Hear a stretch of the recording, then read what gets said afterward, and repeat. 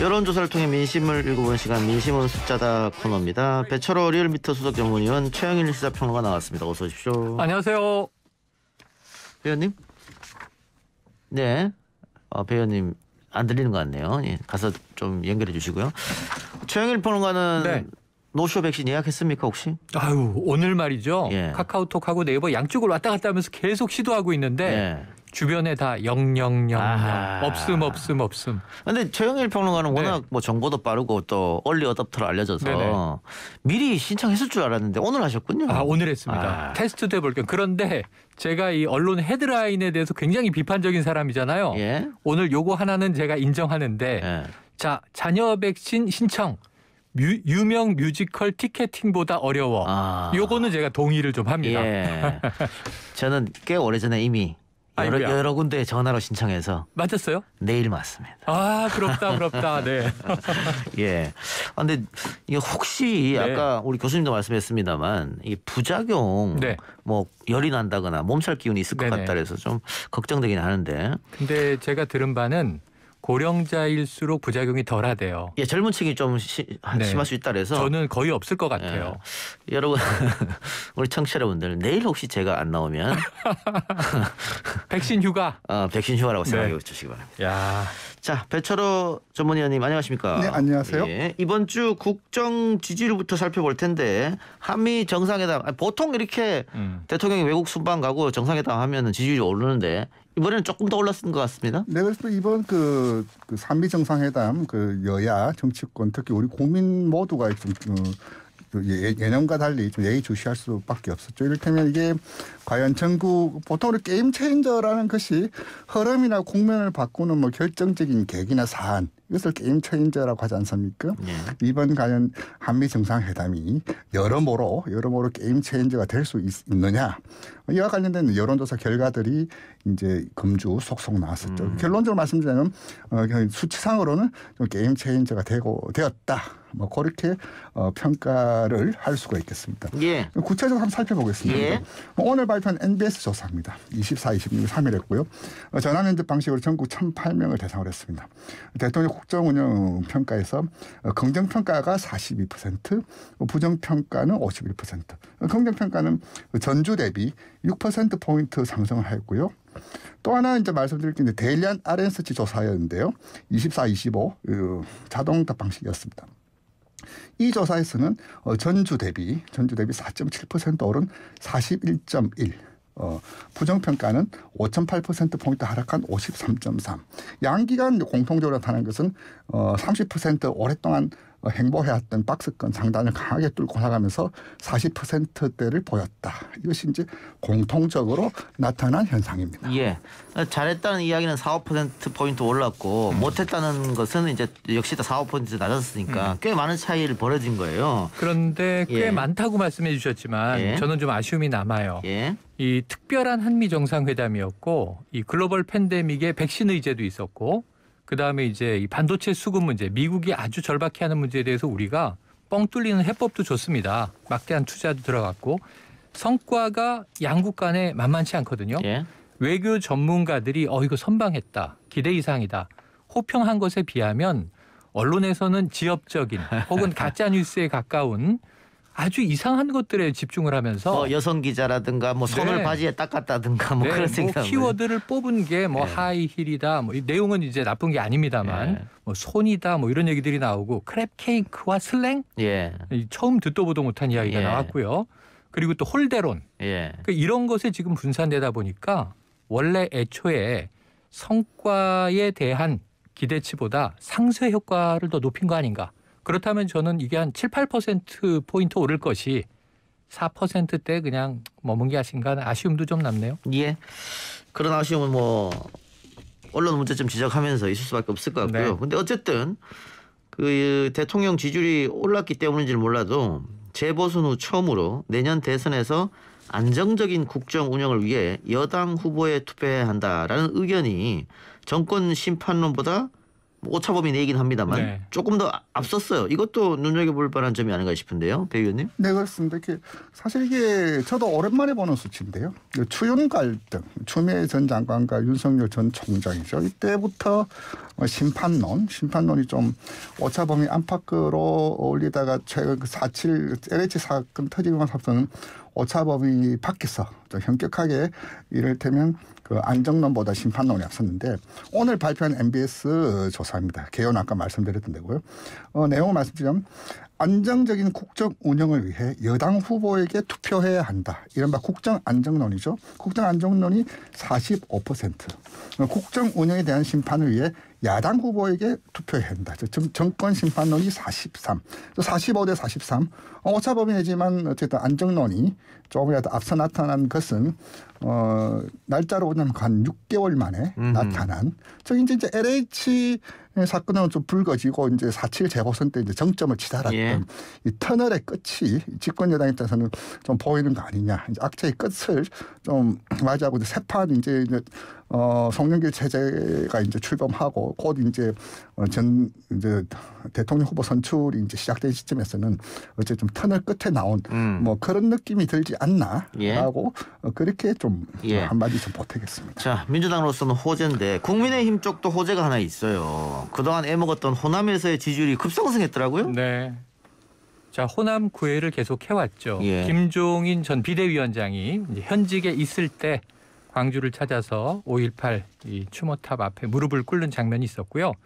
여기서 끝날 뻔했는데 김종인 전 비대위원장은 나간 이후에도 지금 김기현 현 이 권한대행도 그렇고 5.18 행사 때 대거 광주를 찾으면서 여러 가지 좀 변화를 보였습니다. 예. 그러니까 올해의 5.18 행사는 여느 때와 다르게 보수 진보 여야 별로 구분이 느껴지지 않게 화기애애한 분위기로 좀 전달이 됐어요. 예. 황교안 전 대표가 갔을 때를 한번 생각해 보세요. 어허. 물병 날아다니고 그랬잖아요. 예. 그런데 이번에는 광주 문제에 있어서는 이 보수 야당에서조차 앞으로 개헌되는 헌법 전문에 5.18 광주 정신을 넣겠다라는 이야기가 나왔고 예. 또 이제 이 보수 정당의 의원으로서는 처음으로 성일종 의원 등 이 유족 단체가 초청을 하기도 했어요. 예. 왜냐하면 이제 광주 관련 법안에 대해서 또 지지의 입장을 표한 데 대한 감사의 이제 반응이었습니다. 그러니까 이런 부분들에 대해서 호남에서 과거보다는 보수 정당의 좀 어떤 적대적 이미지가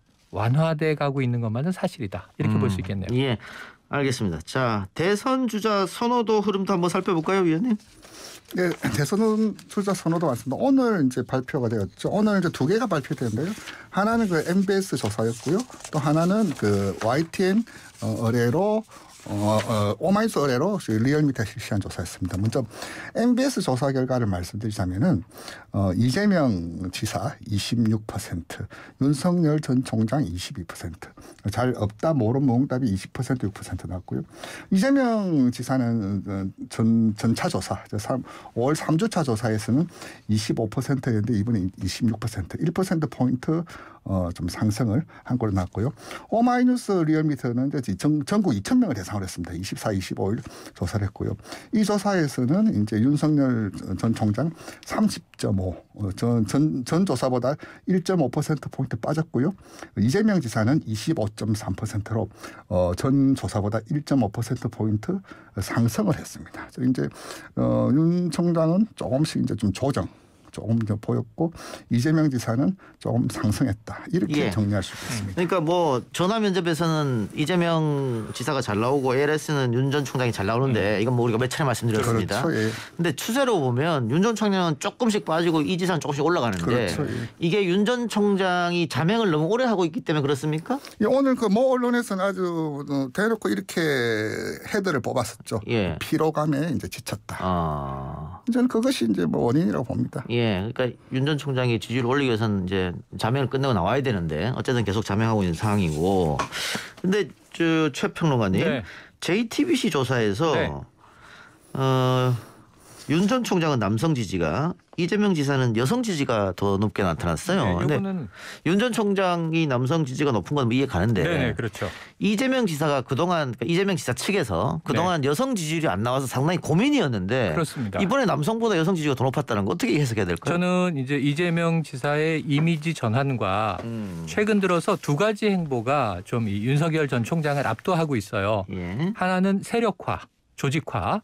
그러니까 지금 이 성공 포럼도 이 의원 중심으로 발족을 했고 그리고 이 민주평화 광장도 시작되지 않았습니까? 예. 그러면서 두 번째로는 이 정책 컨텐츠들이 나오기 시작했어요. 예. 그런데 역시 뭐 이제 그동안 주장해오던 기본소득을 중심으로 굉장히 다양한 민생 이슈들이 나오고 있습니다. 예. 여기에 어찌 보면 생활인으로서는 다 반응할 수 있는 대목들인데 여성들 역시 지금 생계에 대한 문제, 삶의 이제 어떤 이 삶의 질을 고양시키기 위한 문제 이런 것에 있어서는 이제 새롭게 나오는 정책들에 반응하고 있다. 근데 이제 상대적으로 윤 전 총장을 보시면요. 지금 뭐 하고 있나 하면 자맹이라고 말씀하셨지만 열공하고 있잖아요. 예. 한쪽은 지금 정책이 막 제시되고 있어요. 어허. 그리고 주변에 사람들이 모여서 이제 움직이기 시작했어요. 그런데 한쪽은 세력이 누군지 캠프가 누군지도 오리무중이에요. 예. 그리고 계속 공부만 하고 있어요. 그럼 사람들이 어느 쪽에 관심을 두겠습니까? 어허. 그래서 이건 피로감 이전에 완전히 다른 지금 행동 차이 이걸 윤 전 총장이 뭐 심지어 모 매체는 6월 6일 현충일에 드디어 선언한다 이런 얘기까지 했는데 6월 뭐 어느 시점에 이제 선언한다 하더라도 이 격차가 벌어진 시간을 따라잡으려면 그리고 공부 끝내자마자 베테랑이 될 수 있습니까? 예. 공부 끝내고 이제 자 책가방 이제 놓고 저 뛰러 나왔습니다 하고 나오면 그때부터 검증을 받아야 되잖아요. 예. 이런 문제에 있어서 제가 보기에는 윤 전 총장이 시간을 지금 버는 것이 아니라 시간을 까먹고 있는 상황이다 이렇게 보여집니다.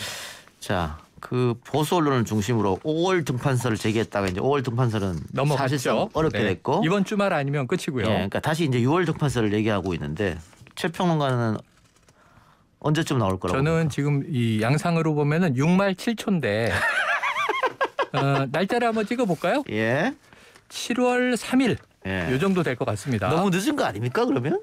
근데 늦지 않은 게 예. 두 개의 가설이 있는 게 하나는 6월 11일 국민의힘 전당대회에서 예. 당권을 누가 잡는지를 잡느냐. 보고 전략을 이제 미세 조정할 수 있다.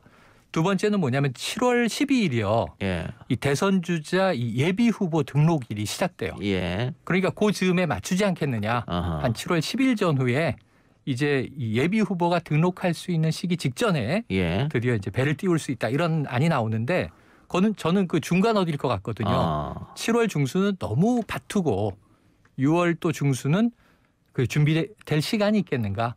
그래서 저는 이제 국민의힘 카운터파트예요. 우선 통합을 해야 되는 예. 그 당권 주자가 과연 이모 전 최고가 되느냐, 남모 전 의원이 되느냐, 주모 전 원내대표가 되느냐를 관측하고 조정을 한 후에 빠르면 6월 말일 수도 있겠습니다만 저는 7월 초 정도로 가늠을 해보겠습니다. 알겠습니다. 현안 하나만 더 살펴보고 마치겠습니다. JTBC 의뢰로 리얼미터가 여당이 가장 먼저 추진해야 할 부동산 대책이 뭐냐 했더니 1위가 무주택자 LTV 완화였네요. 네. 네, 그렇습니다. 더불어민주당의 부동산 특위 김진표 의원께서 이제 위원장 맡고 계신데요. 가장 시급하게 해결해야 될 정책이 무엇이냐 예. 이와 대해서 무주택 실소유자 대출 규제 완화. 가 32.4%로 가장 많은 응답을 보였고요. 예. 이어서 청년과 2030 신혼부부 대상 주택취득 시 금융지원 18.8% 나왔고요. 공시지가 및 집값 상승에 따른 종부세 완화 13.4, 다주택자 양도소득세 중과세 유예 9.8, 재산세 감면 기준 상향 조정 9.1% 각각 보였습니다. 예. 이게 저도 그 재보궐선거 민주당이 참패하면서 원인 분석을 네. 다른 매체가 했습니다만 부동산이다. 부동산인데 특히 무주택자한테 대출 안 내주는 거 이게 가장 컸다라는 분석을 했던 맞습니다. 기억이 나요. 네네. 결국은 사다리 걷어차기 아니냐. 그분들이 그렇죠, 느끼긴 그렇죠. 그런 거지요. 맞습니다. 제가 보기에도 그런 것이 획일적인 정책의 적용을 비율로만 해서 문제고 이 민주당 내에서도 계속 실수요자, 무주택자, 청년, 신혼부부들에 대해서는 이게 완화 방안이 있어야 한다는 걸 인정을 한 지는 오래됐어요. 예. 근데 이제 지난번 전당대회 때 송영길 후보가 이 이야기를 강하게 특히 LTV는 90%까지 인정해야 된다. 이런 얘기를 했더니 당내 반발이 지금 일관적인 정책을 흔들 수가 있다는 얘기였거든요. 예. 근데 국민들은 그것을 좀 다르게 느끼고 있다는 걸 민주당이 이해하면 좋겠고 오늘 비슷한 수준의 발표가 부동산 특위에서 나왔습니다. 예. 종부세 완화에 대해서는 당내 반발이 좀 있어요. 예. 하지만 전반적으로는 지금 이야기된 것들이 담겼다는 점에서 국민 반응을 한번 지켜보는 것도 좋겠습니다. 알겠습니다. 저도 월세 사는 처지에 대출 완화를 좀 해줬으면 하는. 그거 팩트 맞아요? 월세 삽니다 진짜로. 아, 궁금하다니까요. 호텔 아니에요, 호텔? 아닙니다. 월세 살고 있습니다. 네. 알겠습니다. 두 분 오늘 재밌는 말씀 여기에서 마무리하고요. 다음 주에 뵙는 건 약속드립니다. 지금까지 최영일 시사평론가 배철호 리얼미터 수석 전문의였습니다. 고맙습니다. 네, 고맙습니다. 감사합니다.